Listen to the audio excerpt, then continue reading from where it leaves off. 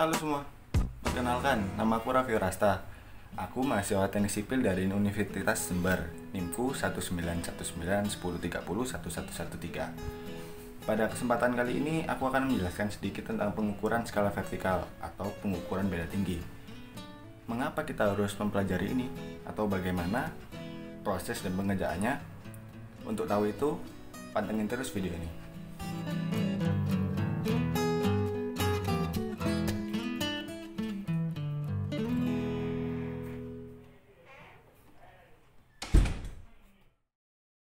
Kita sebagai engineering, khususnya bidang teknik sipil, pasti berkecimpung dalam konstruksi, baik itu konstruksi bangunan maupun jalan ataupun jembatan. Nah, pengukuran vertikal ini atau beda tinggi pasti digunakan dalam penghitungan, baik itu untuk menentukan rute jalan atau pengurukan dan penggalian lahan untuk suatu pembangunan. Bisa juga untuk menentukan bahan yang dibutuhkan atau seberapa panjang jembatan yang akan dibangun. Nah, beda tinggi ini juga bisa berguna bagi penentuan saluran atau misalnya bangunan air seperti gorong-gorong yang terletak pada gradien atau kemiringan suatu lahan tertentu. Nah, beda tinggi ini menjadi dasar atau kunci untuk membentukkan peta kontur yang sering kita lihat pada suatu medan ataupun lahan. Untuk mengukur beda tinggi ini, kita gunakan cipat datar atau waterpass. Bisa juga digunakan teodolit dengan metode pengukuran trigonometrik. Tapi pada kesempatan kali ini, saya akan menjelaskan menggunakan cipat datar atau waterpass. Simak terus ya.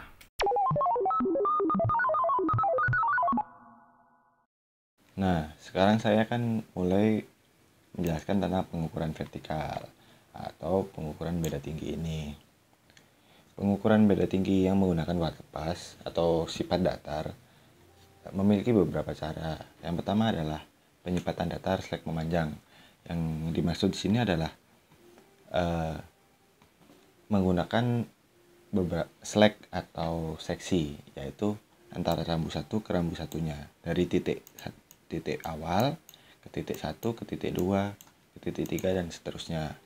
Nah, penyipatan datar / memanjang ini memiliki peletakan alat berada di tengah kedua rambu, yaitu alat waterpass kita ada di tengah dua rambu yang akan diukur ketinggiannya.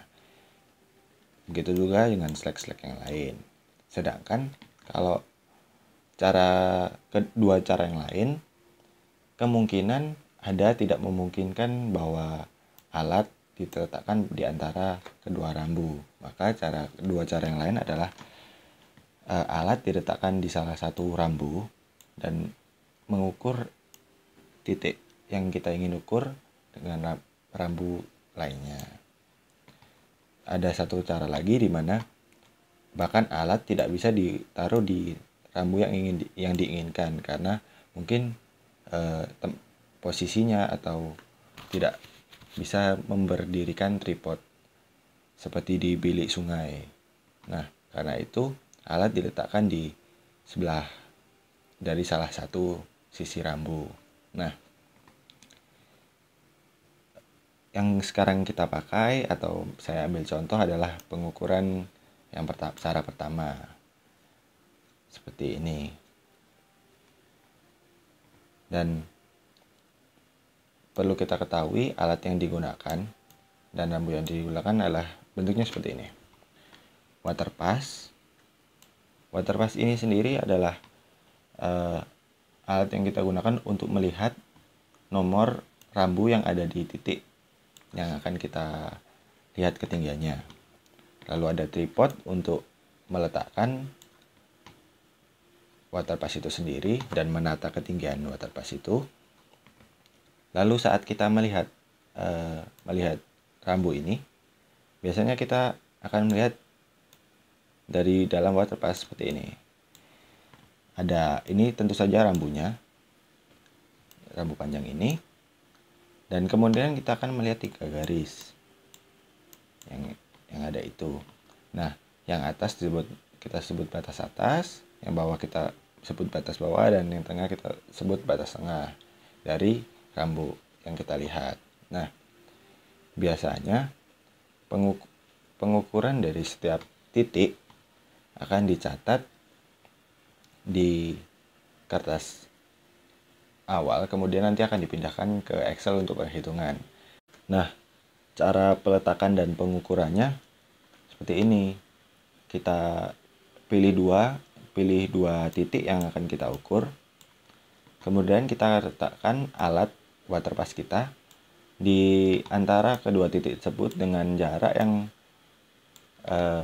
relatif sama antara kanan dan kirinya. Walaupun tidak presisi, yang diusahakan tidak timpang atau lebih panjang sebelah. Nah, maksimal jarak dari alat dan ke salah satu rambu adalah 75 meter.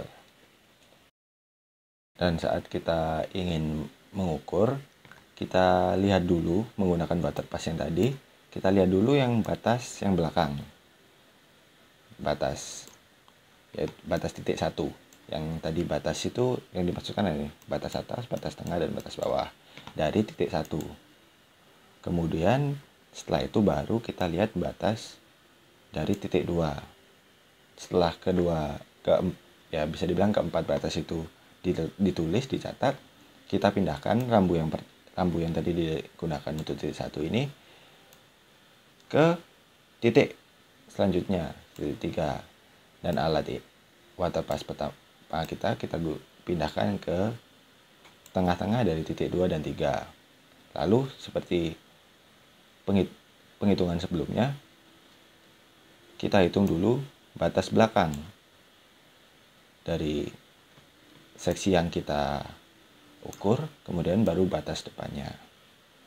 Dan itu diulang untuk ke batas-batas atau slack-slack seksi yang lainnya, yaitu rambu yang sebelumnya di belakang kita taruh di titik yang akan diinginkan, lalu alatnya kita letakkan di sini, kita ukur yang belakang, lalu kita ukur yang belakang dulu, kemudian kita ukur yang depan, dan dicatat. Setelah sampai ke ujung, ke terakhir, maka sebaiknya dilakukan penghitungan ulang, yaitu pulang ke belakang. Tadi kan kita sudah pergi, agar memiliki data yang lebih valid, kita lakukan pengukuran ulang ke belakang, yaitu mundur. Dan pengukuran ini diusahakan diukur dalam waktu hari yang sama, dengan cara yang sama tetap. 5 dan 4 di sini misalnya, kita letakkan waterpass di tengah dan ukur dulu rambu yang di belakang arah kita jalan, kemudian baru rambu yang depan, lalu dipindahkan seperti tadi dan pindahkan waterpass kita sampai di ujung.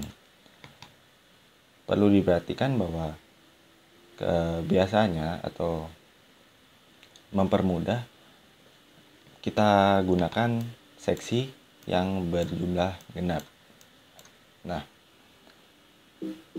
setelah didapatkan data-datanya, biasanya data itu akan dimasukkan Excel dan kita hitung untuk menentukan satu jarak antara dua titik.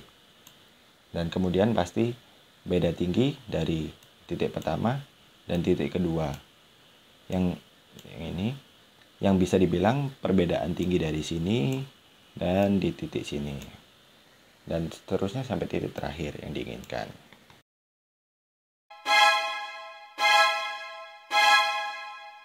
Nah, sekarang kita masuk kepada perhitungan beda tinggi ya. Tadi kan kita sudah mengetahui langkah dan cara mengukur menggunakan waterpass di lapangan, dan data yang kita dapat dimasukkan dalam format seperti ini. Dan tadi kita bisa melihat yang lingkaran dengan benang atas, benang bawah, dan benang tengah. Nah, dari ke 5 titik yang kita pasang, kita masukkan datanya semua ke sini. Yang dimaksud dalam tabel ini, letak alat dan rambu tinjau ini seperti ini. Letak alat A yaitu yang berada di antara rambu 1 dan rambu 2, yaitu slack pertama, dan B adalah slack kedua di antara rambu 2 dan rambu 3 dan seterusnya. Nah, yang kita cari dalam perhitungan ini adalah tentu saja beda tinggi, dan kita bisa mendapatkan jarak juga ketinggian keseluruhan dari awalnya. Kita mulai dari penjelasan BAB, BB dan BT dulu. Kalau bisa dilihat, BT ini bisa dilihat di waterpass ataupun juga kita bisa koreksi dengan cara perhitungan biasa, yaitu dengan rata-rata ya. Kita tambah saja seperti ini. Kita tuliskan cek BT gitu ya. Cek BT. Nah, caranya biasa, yaitu BA BA ditambah BB lalu dibagi 2 seperti rata-rata seperti biasanya, dibagi 2. Nah, keluar dengan hasil yang tidak jauh. Perbedaan antara 2 ini tidak boleh melebihi 2 mili. 2 mili ini berarti yang depan adalah meter, yang ini adalah senti, kemudian mili. Nah, yang di sini tuh tidak boleh lebih dari 2. Kita kecilkan. Nah, kan sama. Begitu juga bawah-bawahnya, kita bisa tarik saja rumusnya, di copy seperti Excel biasa. Tarik saja seperti ini. Nah, maka akan didapatkan hasilnya. Tarik saja ke paling bawah. Nah, jaraknya hanya 0,1 mili, 0,1 mili, dan sebagainya. Kemudian kita bisa mencari beda tinggi. Cara mencari beda tinggi rumusnya adalah batas tengah yang belakang atau titik yang pertama kita lihat, kedua dikurangi titik kedua, titik yang ada di depan alat. Jadi kalau misalnya alat A di antara titik 1 dan 2, maka kita kurangi batas tengah, benang tengah belakang rambu 1 dan benang tengah rambu 2. Kita masukkan rumus perkurangan biasa ya. Jadi kurang ini keluarlah perbedaan tingginya, lalu kita copy biasa. Nah, di sini muncul minus, tandanya ketinggiannya turun. Ini kan dari 2 ini, dari batas benang tengah rambu 2 saat dilihat dari alat B, posisi B, dan benang tengah muka yaitu rambu 3 dari posisi B. Nah, karena posisi B segini, saat dikurangi maka akan minus. Nah, minus ini akan berdampak pada ketinggiannya itu lebih rendah. Nah, kita juga bisa cari jarak. Cari jarak caranya mudah, yaitu dengan batas atas dikurangi batas bawah dikalikan 100. Dikali 100. Nah, berarti jarak dari alat A menuju rambu 1 adalah 37,7 meter. Ini bisa di copy saja rumusnya sama paling bawah. Nah, di jaraknya, dengan jarak ini maka kita bisa tahu juga panjang tiap slug. Kita panjang slug.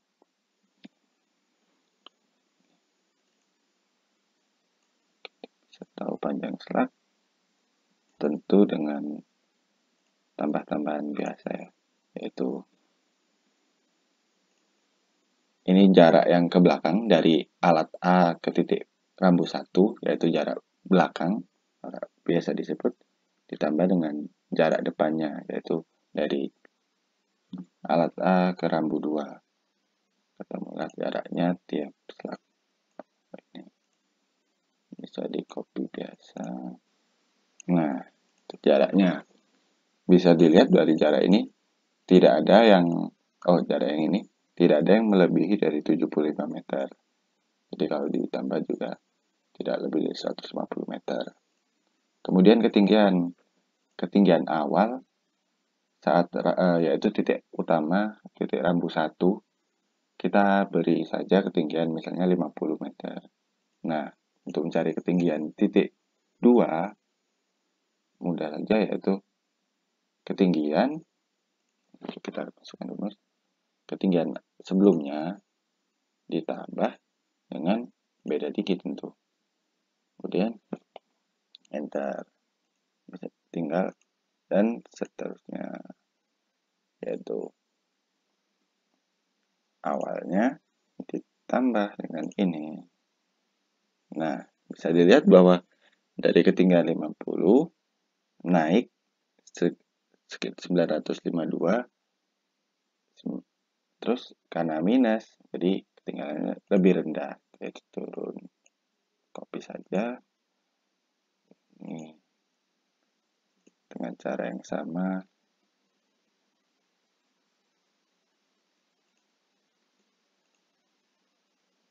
Nah, sudah. Nah, perhitungan ini ada perhitungan sederhana dengan hanya 5 titik, 4 slug. Nah,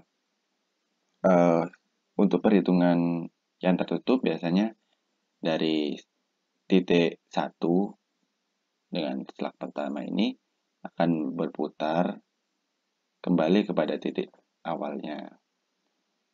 Dan biasanya untuk meningkatkan ketelitian dilakukan 2 kali pengukuran pergi dan pulang, yaitu ini dari bila mana pergi itu dimulai dari rambu 1 ke rambu 5, maka pulang nanti diukur dari belakang seperti yang saya jelaskan pada pengukuran sebelumnya, yaitu rambu 5. Rambu 5 nanti akan ada di sini, ini rambu 4. Alatnya yang ini D, C, B, dan A. Dengan pembacaan benangnya sendiri, seharusnya jaraknya dan ketinggian tidak berbeda jauh, dan bisa dirata-rata dengan koreksinya sendiri. Begitu untuk perhitungan beda tinggi menggunakan Excel-nya. Terima kasih. Saya juga ingin menambahkan penggunaan beda tinggi pada sebuah studi kasus, yakni penurunan tanah di kawasan Watu Kose, yaitu di Pasuruan, sekitar Surabaya dan Malang. Nah, pada kasus ini diduga ada penurunan tinggi pada lokasi yang ada di gambar ini, dan mereka menggunakan water pass dan melakukan pengukuran sebanyak 3 kali dalam rentang 20 hari. Dan hasil yang didapatkan bahwa memang ada penurunan dari ketiga pengukuran tersebut. Dan kesimpulan yang didapat bahwa jadi memang terjadi penurunan muka tanah di lokasi penelitian, tapi belum diketahui penyebab pastinya karena dibutuhkan penelitian lebih lanjut tentang seperti volume lumpur, kepadatan jalan raya di sekitar area, juga penggunaan air tanah warga dan struktur geologi di sana. Nah, untuk kalian yang ingin tahu kasus ini lebih lanjut, saya letakkan link jurnalnya di deskripsi. Nah, dari video ini dan perjalanan kita mengetahui bahwa memang pengukuran vertikal atau pengukuran beda tinggi ini sangat berguna dan penting sebagai dasar kita engineering, khususnya teknik sipil, yang mulai dari konstruksi, bahkan untuk melihat perubahan ketinggian tanah seperti pada kasus yang tadi. Juga tentunya perencanaan konstruksinya. Sekian video dari saya. Saya ucapkan mohon maaf bila ada salah kata dan perbuatan. Semoga video ini bermanfaat. Jangan lupa jaga kesehatan, pakai masker saat keluar rumah, cuci tangan setiap hari, dan terima kasih. Silahkan like, subscribe bila ingin video-video ke depan selanjutnya. Bye-bye.